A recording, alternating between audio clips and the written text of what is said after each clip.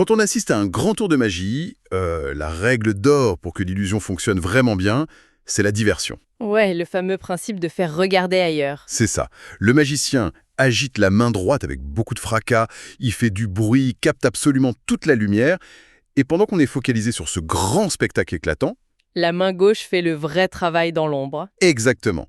La main gauche, elle, exécute le véritable truc. On est tellement obnubilisé par la mise en scène qu'on rate complètement la mécanique complexe qui opère juste sous nos yeux. Et c'est une excellente métaphore pour notre sujet d'aujourd'hui, je trouve. Absolument.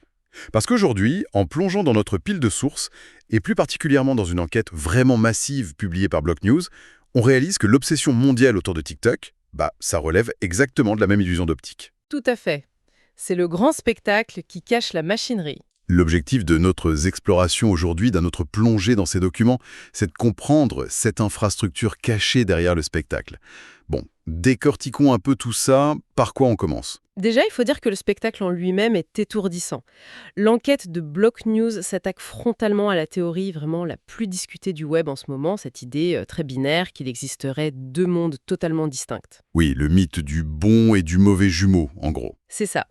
D'un côté, on aurait l'application originale en Chine, Douyin, qui est souvent décrite comme un outil bienveillant, un truc conçu pour éduquer la jeunesse, promouvoir l'art, les sciences, ce genre de choses. Et de l'autre côté du miroir, son jumeau occidental, TikTok. Voilà, TikTok qui serait perçu comme une sorte d'arme numérique délibérément programmée pour abrutir les masses et fragmenter l'attention des jeunes. Sauf que, et c'est là que l'enquête est passionnante, les chiffres rapportés dans nos sources montrent une réalité qui est beaucoup, beaucoup plus industrielle que ça. Oh oui, les volumes sont vertigineux. On parle d'un écosystème monumental. Douyin, c'est 750 millions d'utilisateurs actifs au quotidien en Chine. 750 millions, tous les jours. Tous les jours, ouais. Et en Occident, TikTok écrase tout sur son passage avec 1,5 milliard d'utilisateurs quotidiens. C'est une force gravitationnelle immense. Avant d'entrer dans les rouages de cette machine gigantesque, je pense qu'une petite mise au point s'impose pour ceux qui nous écoutent.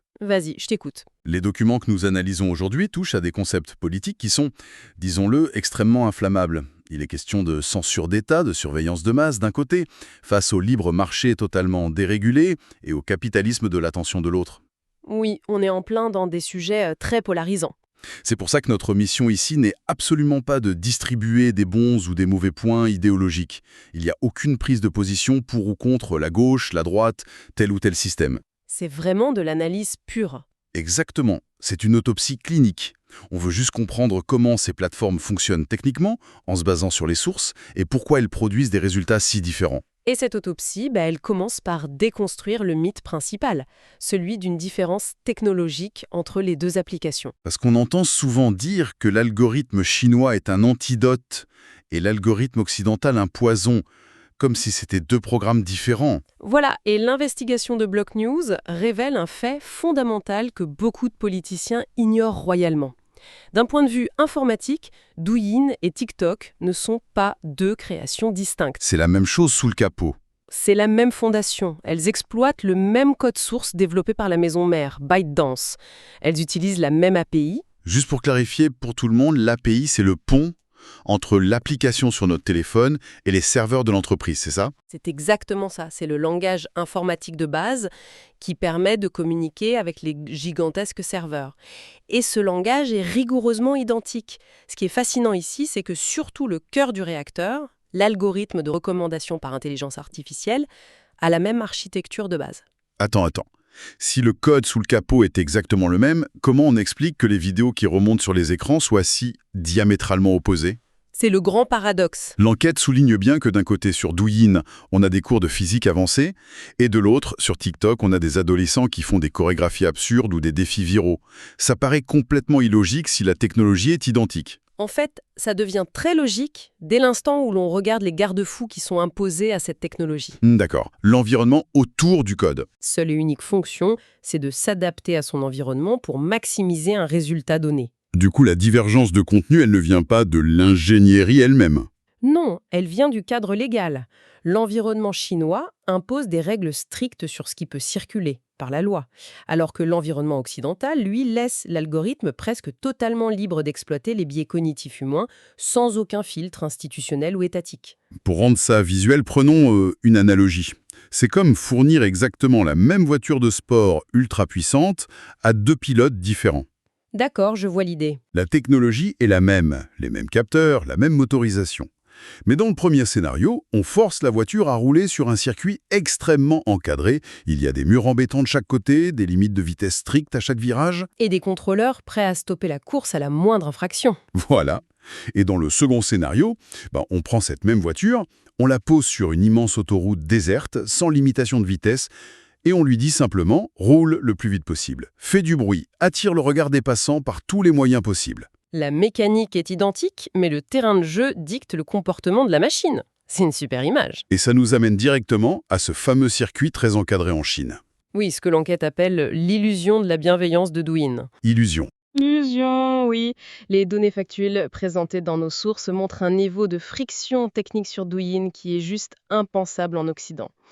Par exemple, pour les utilisateurs chinois de moins de 14 ans, Ah oui, les fameuses limites de temps. c'est ça.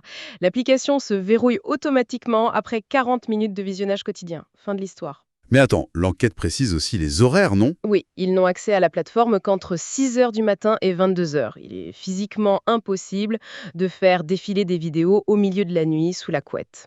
Mais là, je me fais l'avocat du diable. On a tous eu 13 ans, on a tous menti sur notre date de naissance pour créer un compte sur un réseau social. C'est super facile à contourner. Eh bien non, justement, en Chine, ce n'est pas un système déclaratif où il suffit de cocher une case. Douyin s'appuie sur la reconnaissance faciale et l'identification biométrique pour vérifier en temps réel qui tient réellement le smartphone. Ah ouais, carrément la biométrie. Oui, on ne plaisante pas avec l'identification là-bas. C'est fou quand on compare à ce qu'on a ici.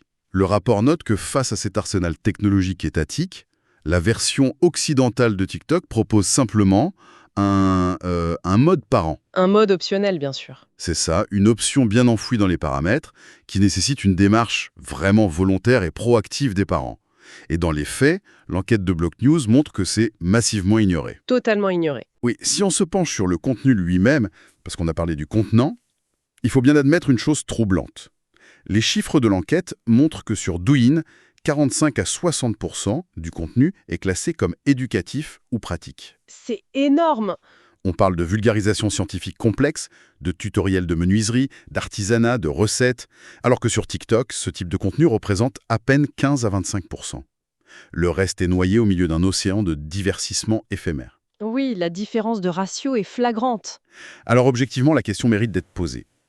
Un réseau social saturé de connaissances utiles, n'est-ce pas préférable à un flux ininterrompu de vidéos virales vides de sens? On peut comprendre que beaucoup y voient une forme de pédagogie protectrice. Je comprends tout à fait cet argument, mais si l'on relie cela à la situation dans son ensemble, cette impression de pédagogie protectrice se dissipe assez rapidement quand on examine le mécanisme qui produit ces statistiques. Comment ça? Qu'est-ce qui cloche dans le mot éducatif? Eh bien, le terme éducatif, dans ce contexte spécifique en Chine, il est surtout synonyme de validé par les autorités. Ah, d'accord. Le filtre d'État. Voilà. Les documents de Block News mettent en lumière un chiffre vraiment vertigineux. ByteDance déploie une armée de 4000 modérateurs à temps plein en Chine. 4000 personnes dont le seul travail est de scruter le réseau. Juste pour la Chine. Juste pour Douyin, oui. Et leur fonction n'est pas seulement de filtrer la violence ou la nudité, comme on le fait en Occident. Leur rôle est littéralement d'aseptiser la plateforme. De la rendre complètement lisse. C'est ça. Ils éliminent systématiquement la moindre critique sociale, les débats politiques un peu rugueux, les revendications locales et absolument tout ce qui s'écarte de la ligne officielle du parti. Donc la fameuse abondance de contenu éducatif, ce n'est pas forcément que les gens préfèrent filmer des cours de maths de leur plein gré. Exactement. C'est simplement la conséquence directe de l'éradication de tout contenu subversif. L'espace vide laissé par la censure est comblé par des tutoriels inoffensifs. C'est du remplissage sécurisé. Le contraste est vraiment saisissant. On a donc un nettoyage industriel et invisible, d'un côté, et de l'autre, sur l'Internet occidental, une modération qui repose en grande partie sur les signalements de la communauté. Avec toutes les dérives que ça implique. Ouais. L'enquête rappelle que TikTok doit s'adapter aux lois locales de dizaines de pays démocratiques différents, ce qui implique une liberté d'expression énorme, c'est vrai, mais ça crée inévitablement un environnement chaotique, Un environnement très bruyant. bruyant et parfois toxique, où les opinions extrêmes, l'indignation, génèrent de l'engagement massif.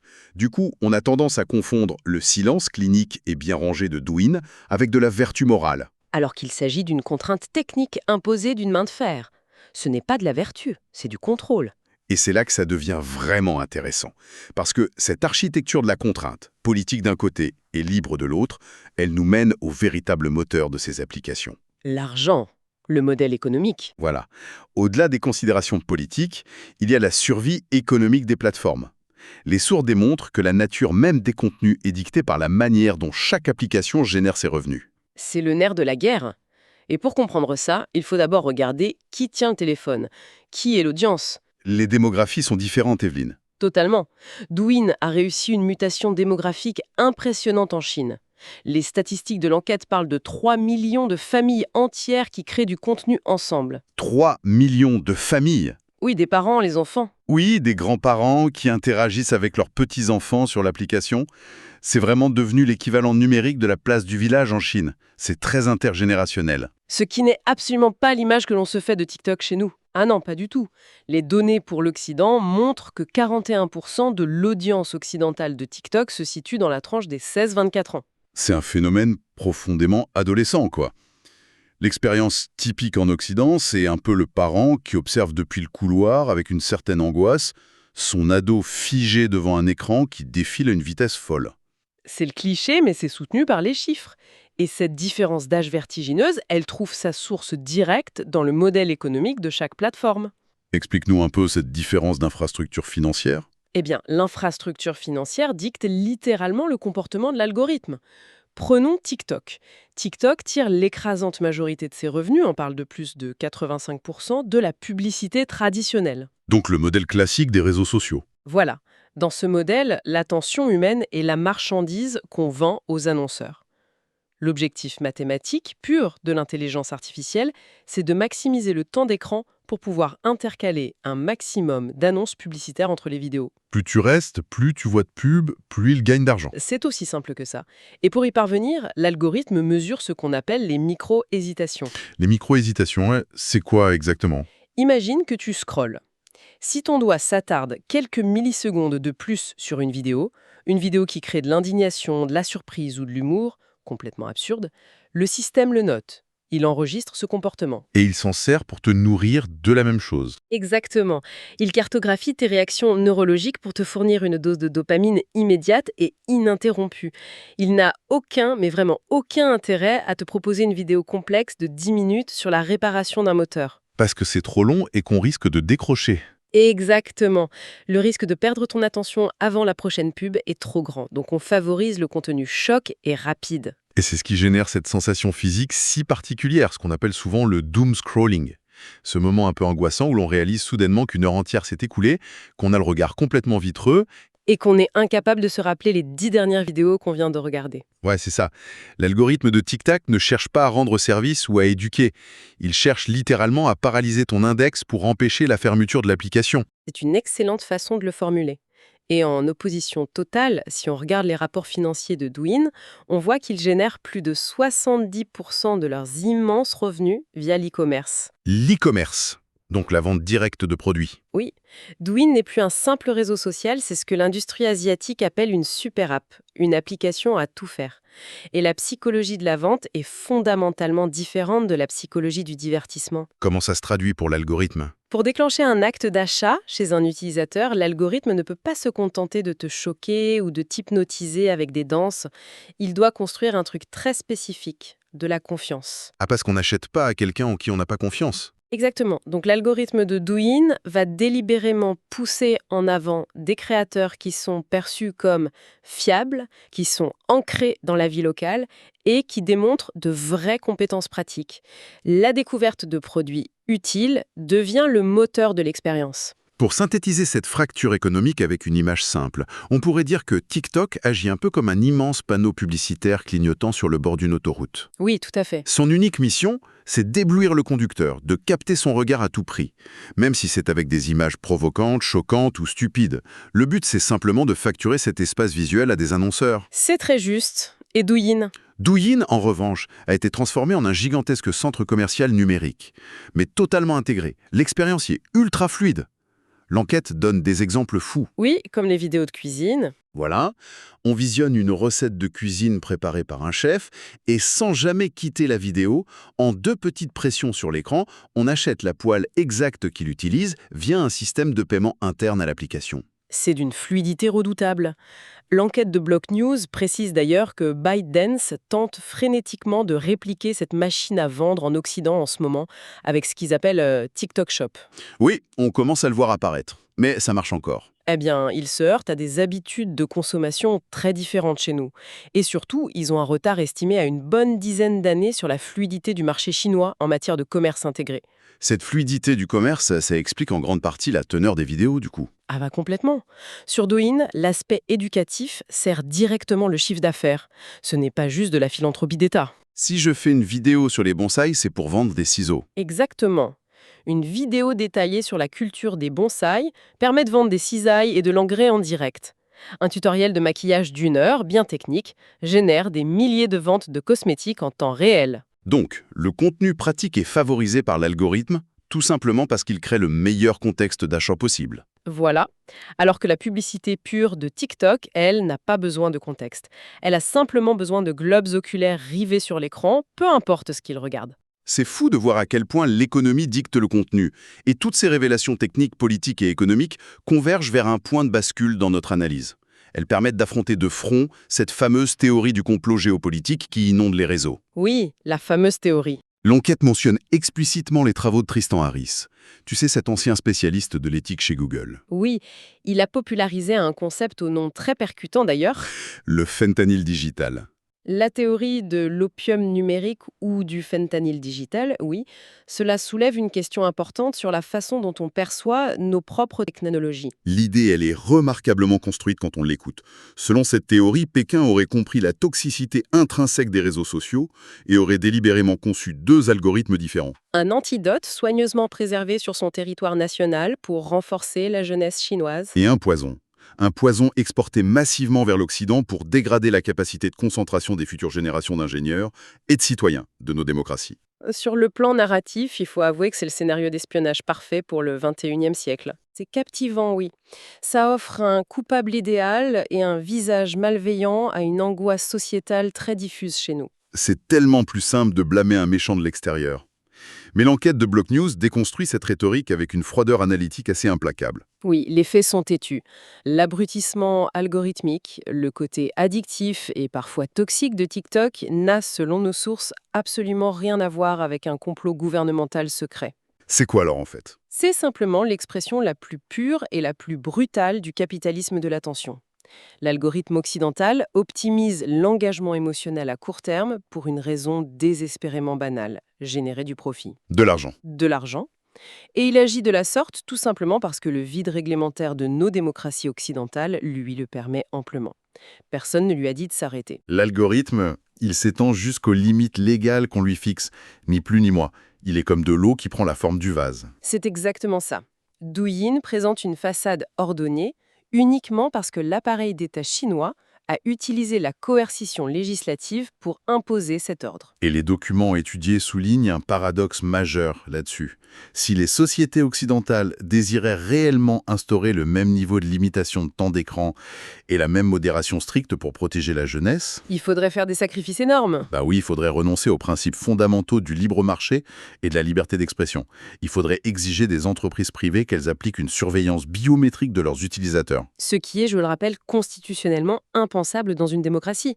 On ne va pas scanner le visage de nos ados pour leur interdire une appli à 22 heures. L'illusion d'optique est complète, du coup. Ce qu'on observe à travers ce rapport, ce n'est pas un duel entre 2 technologies, ni même une guerre secrète. Non, c'est la confrontation de 2 choix de société diamétralement opposés.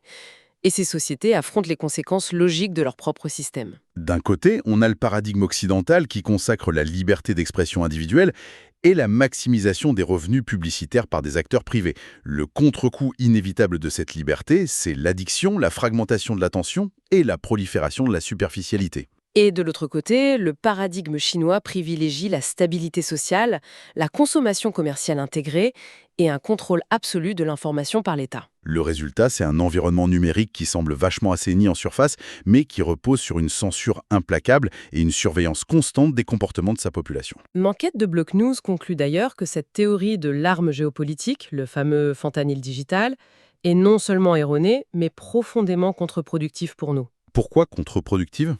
Parce qu'elle agit comme une couverture confortable. C'est beaucoup plus rassurant de désigner un adversaire étranger et de crier au sabotage technologique que d'affronter une réalité dérangeante qui vient de chez nous. C'est-à-dire le fait qu'on a laissé faire. Exactement. Le fait que l'économie marchande occidentale a volontairement laissé des modèles économiques basés sur l'exploitation totale des failles cognitives humaines prospérer chez nous sans aucune régulation sérieuse. En rassemblant toutes les pièces de ce puzzle très complexe, le constat de notre plongée documentaire est sans appel. L'idée qu'il existerait une application fondamentalement bienveillante face à une application maléfique, ça s'effondre. Totalement.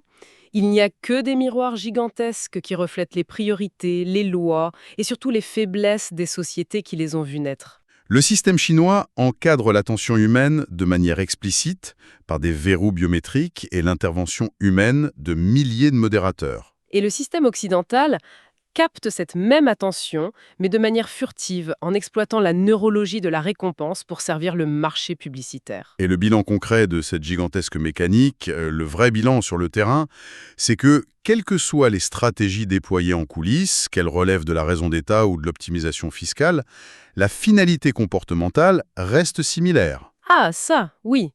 Chaque jour, des milliards d'individus à travers la planète maintiennent leur pouce en mouvement sur des écrans lumineux. Ils sont engagés dans des systèmes dont ils n'ignorent presque tout de l'architecture invisible. Ce qui nous ramène à la mécanique des illusions de notre métaphore initiale.